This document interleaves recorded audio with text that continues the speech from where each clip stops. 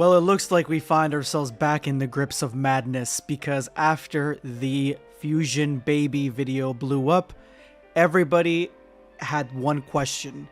Only one real question on this exact subject when it comes to reproduction, when it comes to baby making, when it comes to how are angels made.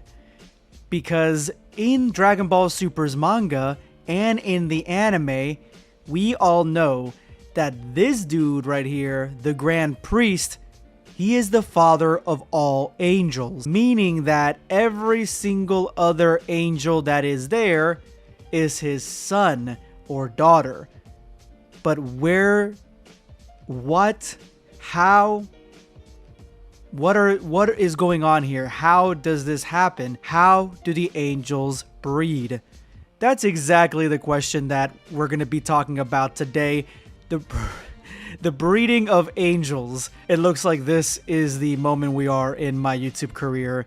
The down bad moment, because this is a question that everybody had after that video. And so just like my last videos, I launched my crack team of Dragon Ball scientists. These guys have PhDs and pedigrees coming from Capsule Corp Academy, and they are diving into the questions that nobody else really wants to dive into for obvious reasons. And now I'm launching them into this study, the study of angel breeding. And I believe that we found an answer. We finally found the answer that we were looking for. But before I jump in, let me know in the comment section below, guys, what your answer is to this question. And don't make it obvious, like, be creative with your answers. The team first dove into the traits of angels, and angels are actually really interesting because if they want to, they can, essentially is the case here, because angels have no need for food. They don't have any need for water. They don't have any need for drink, and they don't gotta go to bed. They can literally stay up forever, or here's the kicker, they can intentionally do all these things for fun. They sometimes mimic the life forms that they are watching and guarding over.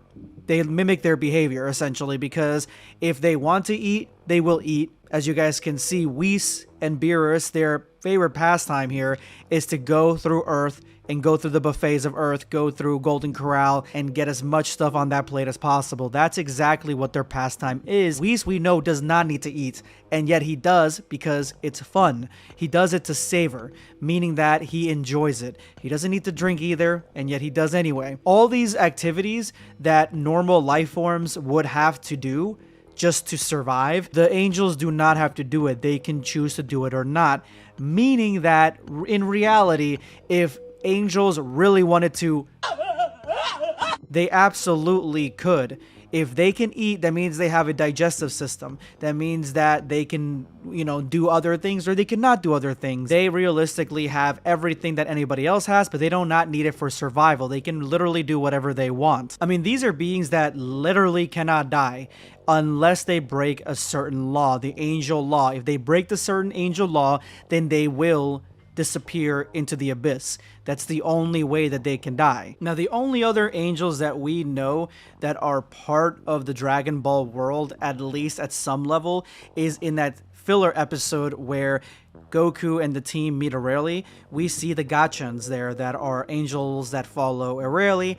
These guys are born from eggs, but they don't seem to be the exact same angels as the angels that we see in DBS, but those are really the only angels that we actually see. Plus, right now, there are only 12 angels in existence. We do not know where the rest of them are because there used to be 18 universes, and when Zeno destroyed the other ones, the other universes, those god of destructions disappeared, but their angels just became inactive. They didn't have nobody to follow, so realistically, there should be 18 angels. Just 6 of them are just chilling somewhere. They're hanging out. Now we get to the juicy stuff. This is the stuff that you guys have been waiting for. The Grand Priest is the only angel that we really need to focus on here. He is the progenitor. He is the one that is the father of all angels, and that's kind of all we really know about him. We know that he has served Zeno for thousands of years. We know what his appearance is. He's small, he has a quiet demeanor, and he is above every other single angel. Now, this is the guy that we're looking for because we want to know how he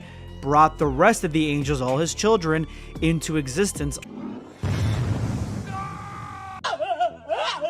There doesn't seem to be anybody else in this equation that we know of right now. There isn't anything that's being told to us, at least officially, because in unofficial terms, the Dragon Ball Kakame brought in the mother of all angels, bringing on the civil war that we see in that Dragon Ball fan manga. And I think that is a really cool concept, but at the end of the day, that is a fan manga. We're trying to get as official as possible, and for that, we have to focus on the Grand Priest, and we have to focus on Akira Toriyama, and more specifically, Japan. Oh my. So first and foremost, we have to look at the angels themselves, like the whole point of them.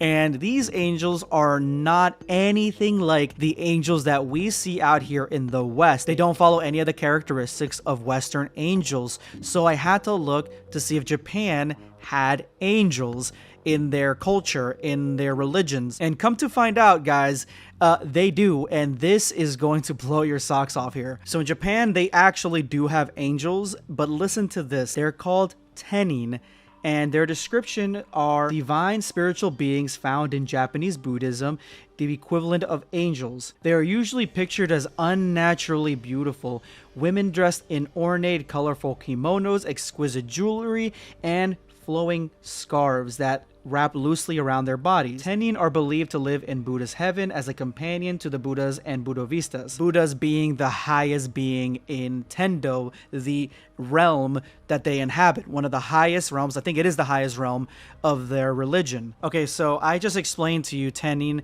They are also called Tenyo, and let me explain this and see if you guys see the resemblance. Tenyo are extraordinarily beautiful creatures who resemble human women. Aside from their unparalleled grace and elegance and supernatural attractive faces and figures, there is little way of differentiating them from ordinary women. Tenyo are servants and courtesans of the Emperor of Heaven and companions of Buddhas and Buddhavistas. They sing, dance, play music, recite poetry, and do much of the same things as their earthly counterparts in human imperial courts. So this sounds exactly like the angels in Dragon Ball. Now, the only difference here is that these are women.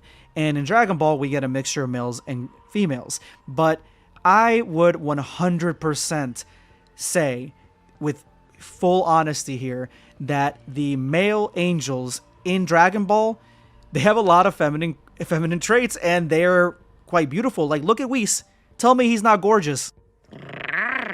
So we just fit one piece of the puzzle. If these angels are resemblance of the angels in Japanese culture, then where do they come from? There is just one more piece, and that is where they come from. And as it so happens, there are a lot of stories of Tenyo in Japanese folklore, legends that involve, and almost all of them seemingly are love stories where Tenyo marry human men.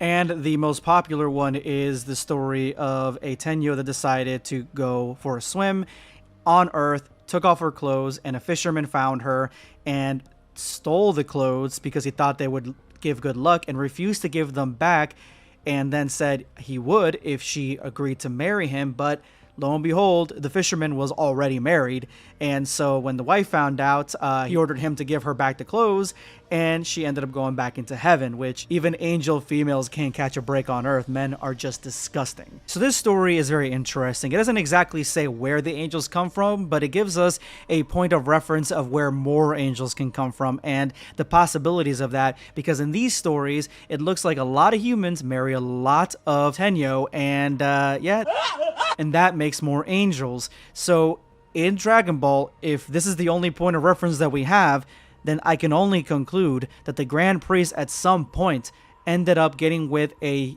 maybe not a human, but some sort of mortal woman, ended up fathering children with her, a lot of children, or maybe multiple women, who knows, and they all seem to have his characteristics because he is an angel, and of course his genes are going to be dominant, essentially only using them as incubators, and that is where the angels come from. They come from mortals. So I try my best to explain it, but let me know in the comment section below if you guys have any questions or any other theories as to where angels come from, and if you have any other ideas for videos, shoot them down below.